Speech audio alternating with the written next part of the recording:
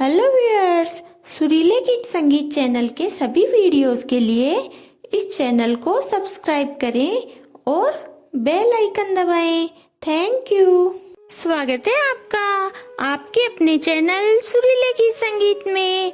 आज मैं आपको बरसायत अमावस की कहानी सुना रही हूँ। लोग इसे वट सावित्री व्रत के नाम से भी जानते हैं। जेठ महीने की अमावस को बरसायत अमावस कहते हैं। इस दिन बड़ के पेड़ की पूजा करें। जल, रोली, मोली, चावल, गुड़, कच्चा सूत, भीगे हुए चने, फूल व भेंट स्वरूप रुपये चढ़ाएं। कच्चे सूत के धागे को मोली साथ मिलाकर बड़ के पेड़ के लपेटते हुए परिक्रमा करें। दीपक जलाएं। फिर हाथ में चने के दाने लेकर बरसायत अमावस की कहानी सुने। कहानी सुनने के बाद एक कहानी गणेश जी की भी सुने। गणेश जी की कहानी मैंने पहले ही इस चैनल पर सुना दी। उनमें से कोई भी एक कहानी सुन लें। कहानी सुनने के बाद भीगे हुए चनों पर रुपये रखकर हाथ फेरकर सासू माँ को पांव छूकर दे दें। अब मैं आपको बरसायत अमावस की कहानी सुनाती हूँ। माद्री देश में अश्वपति नाम का एक राजा था। उसके कोई संतान नहीं थी। तब उसने बड़े बड़े पंडितों को बुलाकर कहा कि मेरे कोई संतान नहीं है, आप कोई ऐसा उपाय बताओ जिससे मेरे संतान हो जाए। तब पंडितों ने कहा कि संतान तो तुम्हारे भाग्य में एक कन्या है, परंतु वह 12 वर्ष की होते ही विधवा हो जाएगी। तब राजा ने कहा कि संतान होनी चाहिए, ताकि लोग मुझे निसंतान तो नहीं कहेंगे ना। और ऐसा उपाय भी बताओ जिससे वह विधवा भी नहीं हो। इस पर पंडितों ने कहा कि आप उसे बरसायत अमावस की तथा माँ पार्वती जी की पूजा करवाएं। फिर राजा ने संतान प्राप्ति के लिए यज्ञ व हवन करवाए।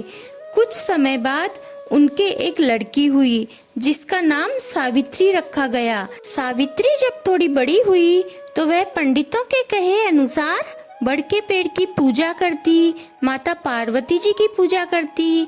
इस प्रकार समय बीतता गया। जब सावित्री और बड़ी हुई तो उसने राजा दुम्तसेन के पुत्र सत्यवान की कीर्ति सुनकर उसे पति रूप में वरण कर लिया। इधर जब यह बात देवर्षि नारद को ज्ञात हुई तो उन्होंने राजा अश्वपति से आकर कहा कि आपकी कन्या ने वर खोजने में भूल की है। सत्यवान गुणवान व धर्मात्मा है, परंतु अल्पायु है। 1 वर्ष बाद ही उसकी मृत्यु हो जाएगी। लेकिन सावित्री बोली, पिताजी, मैंने सत्यवान को पति रूप में वरण कर लिया है, मैं तो उनसे ही विवाह करूंगी। फिर राजा ने सत्यवान के साथ सावित्री का विवाह कर दिया। सत्यवान के माता पिता अंधे थे। सावित्री उनकी बहुत सेवा किया करती थी और सत्यवान जंगल से लकड़ी तोड़कर लाया करता था। सावित्री को मालूम था कि जिस दिन वह 12 वर्ष की होगी उस दिन उसके पति की मृत्यु हो जाएगी। धीरे धीरे समय बीतता गया। जब सावित्री को 12 वर्ष की होने में 3 दिन शेष थे, तभी से वह बड़ के पेड़ की पूजा में ज्यादा समय बिताने लगी। जिस दिन वह 12 वर्ष की हुई उस दिन उसने अपने पति से हाथ जोड़कर विनती की कि आज मैं भी आपके साथ जंगल में चलूंगी। तब सत्यवान ने कहा कि तुम मेरे साथ चलोगी तो मेरे अंधे माता पिता की सेवा कौन करेगा? अगर वे कहेंगे तो मैं ले चलूंगा। सावित्री अपने सास ससुर के पास गई और बोली कि अगर आपकी आज्ञा हो तो मैं इनके साथ जंगल देखने चली जाऊं। तो उन्होंने कहा कि बहुत अच्छी बात है, चली जाओ।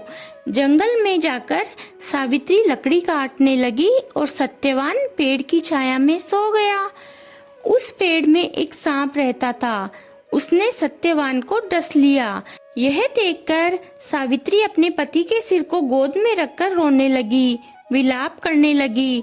उसी समय शिवजी और माता पार्वती उधर से जा रहे थे तो सावित्री ने पार्वती माँ के पांव पकड़ लिए और हाथ जोड़कर विनती करने लगी कि मेरे पति को जीवन दान दीजिए।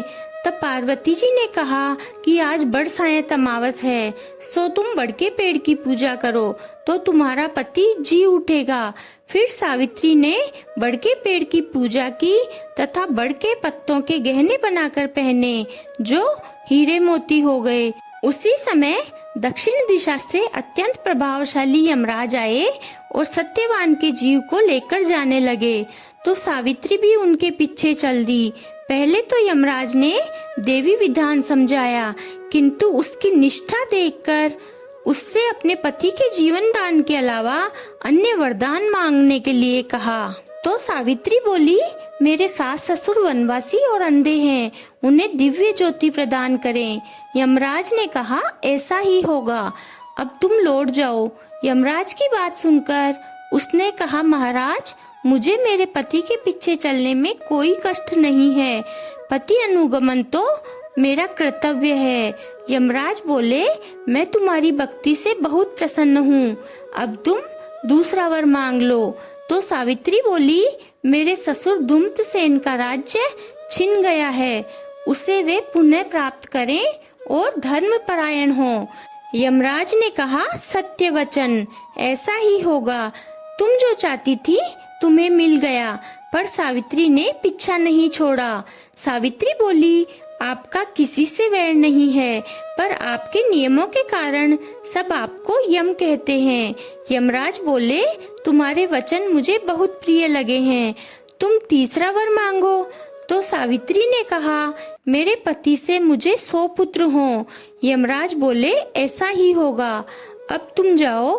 तब सावित्री बोली, महाराज, आप मेरे पति को ले जाएंगे तो मेरे 100 पुत्र कैसे होंगे?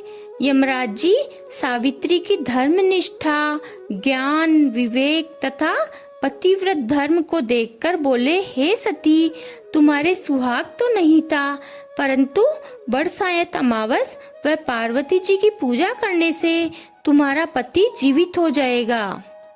यह वरदान देकर यमराज खाली हाथ लौट गए और भगवान की कृपा से सत्यवान फिर से जीवित हो गया।